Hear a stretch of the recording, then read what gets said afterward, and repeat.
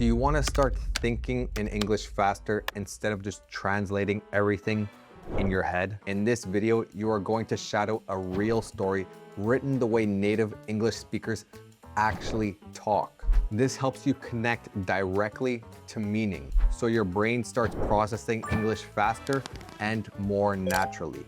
At the same time, you improve your pronunciation, rhythm, listening, and speaking by copying real English. So read with me, shadow out loud, and train your brain to think in English. This video is part of my 3,000 most common English words series designed to help you understand up to 95% of spoken English. If you want to get the 3,000 most common English words PDF, it's in the description. Let's get started. My brother and sister-in-law planned their baby shower on the same day as my wedding. So to start off, guys, do you know what a baby shower is? Do you know what a baby shower is? If you know what it is, let me know in the comments right now. So a baby shower is a celebratory party held for parents that are expecting a baby. So it's kind of to celebrate the upcoming birth of your child, a baby shower. So the child isn't born yet, but the woman is pregnant, so they celebrate the upcoming birth of that child, a baby shower. And remember, guys, to read on the right-hand side and shadow me. I, 25 male, met my beautiful fiance, 25 female, in September 2024. I moved from my state to her state 3 months after we met so I could be closer to her. We got engaged in July 2025, exactly 10 months after we met, and we set the wedding date for March 14th. No offense, but you think the women would be the ones bringing all the drama to our wedding, right? Not in this case. My two older brothers, let's call them Dumb, aka Jay, 36 male, and Dumber, aka Pat, 33 male, have brought nothing but drama to my wedding. So his brothers are a lot older than him. He's 25 and his other siblings are 33 and 36. So that's an 8 and 11-year difference. I asked both of my brothers to be groomsmen since I was the best man in Pat's wedding and also in Jay's wedding. They both said yes, and that's where the drama begins. A month later, Pat calls me and says he won't be able to make it to my wedding because his wife is pregnant and her due date is in late April. Mind you, my wedding is 5 to 6 weeks before her due date, and it's only about a 4-hour drive. If you want to learn faster and go deeper than the video, then get the workbook on my website, volkaenglish.com. The workbook explains everything in greater detail and comes with exercises to help you learn new vocabulary, grammar, tenses, sentence patterns, comprehension, and real English you can actually use. I also have workbooks for past videos, so you can keep practicing and improving every lesson. Click the link in my description to get the workbooks. I brushed it off, congratulated him on the pregnancy, and moved on. I then asked another friend of mine who's also out of state, let's call him Steve, if he would take Pat's place, and he said yes. Come Black Friday, I decided to rent our suits since that's normally cheaper. It was $175 on sale because of Black Friday for the suit, shoes, shirt, belt, and pants. Steve and Jay complained that it was too much money, that it was Black Friday, and that since they have kids, they wouldn't be able to spend that much on renting a suit. They then reached out to me separately and asked if we could buy instead since that would be cheaper. So I gave in, and the suits, shoes, belt, shirts, and pants came out to a total of $250. So much for buying being cheaper. Fast forward to January, my fiance and I decided to have a joint bachelorette trip in the mountains since we figured it would be more fun with more people. The girls would do their own thing during the day, the guys would do their own thing, and we'd all do a group activity together in the evening. We decided to do it in January since Jay is an accountant and wouldn't have been able to do it sooner. After my fiance sent out all the details, Jay and Steve declined the invitation to the batch trip. Batch is just short for bachelor, the bachelor trip. Without my knowledge, my fiance had also included a question in the questionnaire she sent out asking whether the guys would want to save money and share a bed or pay extra to have their own bed. Jay and Steve saw this and started complaining behind my back, and my brothers and my dad then proceeded to call me gay for asking if the guys wanted to share a bed. The batch trip was absolutely incredible and so much fun. A couple of weeks after the batch trip, my fiance gets a text from my sister-in-law, Pat's wife. She sent us a save the date for her baby shower, and wouldn't you know it, the baby shower is on March 14th. Yep, the same day as my wedding. A week later, they had the absolute audacity to send my fiance an invitation to the baby shower with a message that said, "We know y'all are far away, but we'd love it if you could come." And what, miss our wedding? The reason they're having the baby shower on my wedding day, in my opinion, is because my sister-in-law can't stand my family, so she chose our wedding day knowing none of my family would be able to attend, meaning only her family would be there. If you've seen The Help, my sister-in-law is Hilly Walters. Let me know if you guys have seen that movie. I personally have not. Update. A lot of people keep asking about my family and whether Pat is making them choose sides. No, my family can't stand Pat and Hilly, so even if they tried to pull that card, my family would still choose to come to my wedding without a second thought.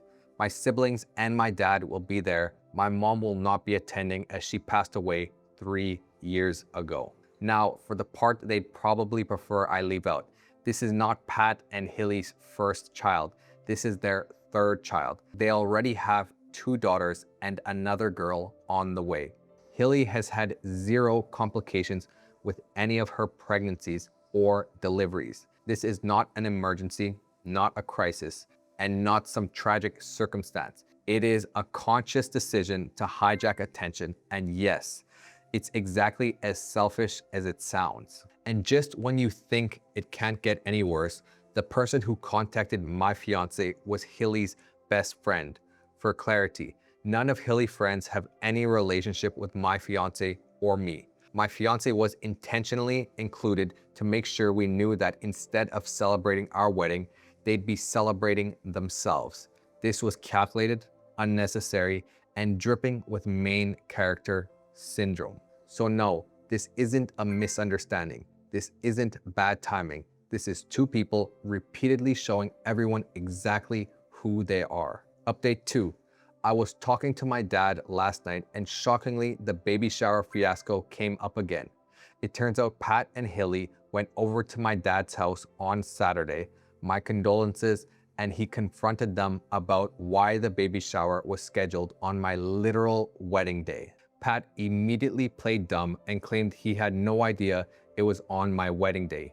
He then proceeded to claim that it was the only day they could host the shower, which is hilarious considering he knew the date when I asked him to be a groomsman. And when we got the save the date, Hilly openly admitted she knew it was the same day as our wedding. So yeah, that was a lie. For some background, because this behavior didn't come out of nowhere. Back in August 2025, when I asked Pat and Jay to be my groomsmen, we were on a family vacation. Normally, my dad buys the groceries for these trips and doesn't expect anyone to pay him back. This time, before we even arrived, Pat and Hilly decided to go rogue, bought groceries for everyone without telling us, and then informed us we owed them $70 per person/couple. No discussion, no heads up, just a Venmo request. At the time, my fiance and I had just gotten engaged. I genuinely couldn't afford it, especially since I had already paid my dad $450 for our share of the Airbnb, which is normal in my family and something we had planned for months in advance. What I did not plan for was a surprise $70 grocery bill for food I didn't ask for and didn't know existed. However, I refused to pay it considering I couldn't afford it and their lack of communication was not about to cost me $70. My refusal apparently caused too much drama, so my dad paid Pat the $70 on our behalf just to make it stop. fast forward to this weekend. While visiting my dad, Pat mentioned that his wedding gift to me would be the $70 I never paid him. My dad snapped and told him he had already paid it. Pat then denied ever receiving the money confidently until Haley finally corrected him and confirmed that yes, my dad did pay him. And because why not pile it on, Pat also complained about how expensive our wedding registry is before purchasing the cheapest item on it. This is from the same man who proudly put a $70 Yeti cooler on his registry a few years ago. So to recap, lies about the date, selective amnesia about money that was already paid, and complains about how expensive my wedding registry is. I hope you guys are enjoying this shadowing lesson. One tip I would like to give you guys is if you're watching this on your laptop or the TV or another phone, I would recommend recording yourself reading one of these paragraphs. Read it out loud so that you can hear your pronunciation and accent as you watch the video back. Then in a few months, once you've practiced your accent and your pronunciation more, you can go back and watch these videos to see how much you have improved. So make sure to keep track of your progress by recording yourself talking out loud in English. Next story. Am I the a-hole for asking my grieving boyfriend to set boundaries with his mom after she wears my bathing suit? I, 39 female, was dating Mark, 38 male, for almost 5 months when his dad sadly passed away from cancer. It was awful, obviously. His dad was awesome, and Mark and he were very close. I try to be supportive, respectful, and give him space. All of it. But here's the thing, his mom. Before his dad passed, she was already a lot. She FaceTimed my boyfriend 2 to 3 times a day, every single day. She showed up unannounced 3 to 4 times a week. She lives 45 minutes away. She did his laundry, she cleaned his house, she cooked for him, she rearranged his furniture, she decorated his entire house. This man is 38. If you're serious about becoming fluent in English, I've built a full speaking and pronunciation course that shows you exactly what to do step by step. You get instant access to 80+ video lessons right away, and I add 3 to 5 brand new lessons every week so you can keep improving consistently. And this is not just a course full of random videos. You'll get an exclusive ChatGPT prompt that allows you to master the pronunciation of any word, plus a clear practice structure so you always know exactly how to study, what to focus on, and how to make real progress. Inside, we work on pronunciation, accent, rhythm, and natural speaking so you can stop hesitating, sound more natural, and speak English with real confidence. Join today in the description. Every weekend, she would just appear at his house where I also was and sit there bad-mouthing his ex for hours in front of me, which felt less like bonding and more like an audition. Look how much I hated the last one. Meanwhile, she was syrupy sweet to my face in a way that made my skin itch. Fast forward, his dad passes away. I'm walking on eggshells because grief is brutal and I'm not a monster. Then one day, while I'm not there, she goes to his house and wears my bathing suit in the spa. Not a random spare, my bathing suit. I only found out because she took it home with her to wash it. Let me repeat that. She drove 45 minutes home with my used bathing suit to wash it, even though she usually does her son's laundry at her place. After the bathing suit incident, I stayed quiet because she had just lost her husband. I didn't want to be the villain over swimwear. The next day, my boyfriend casually told me he was turning his basement into an apartment for his mom so she could move in. Not a discussion, a decision. I took a few days to process everything, then asked to talk calmly. I said I understood she was grieving, but before she moved in, he needed to set boundaries.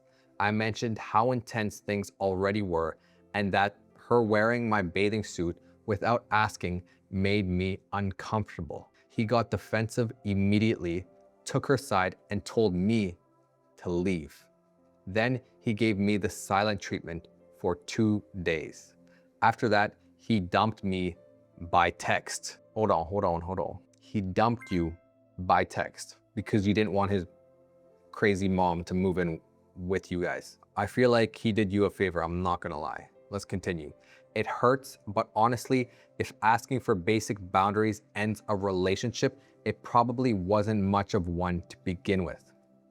Facts. So that's the end of that story. And overall, that is kind of insane. So I definitely don't think you're in the wrong. You are your own person and you're allowed to set boundaries with other people. And if they don't respect those boundaries or they cross them, then you can step away or they can break up with you if they don't like that boundary. Clearly, your boyfriend did not like that boundary you were setting with him and his mom, and he broke up with you. I mean, I don't think he did anything wrong either. It's his mom, so obviously he's gonna prioritize her naturally, but you felt like she was really controlling and she crossed the boundary by wearing your bathing suit, but you didn't wanna bring it up because she just lost her husband. And honestly, if the relationship is that fragile that after setting this boundary, he wants to break up with you, then I think that's for the better, in all honesty. What do you guys think? Let me know in the comments. And remember, if you want to get the 3,000 most common English words PDF to understand up to 95% of spoken English, it's in the description. I'll see you guys next video. Bye.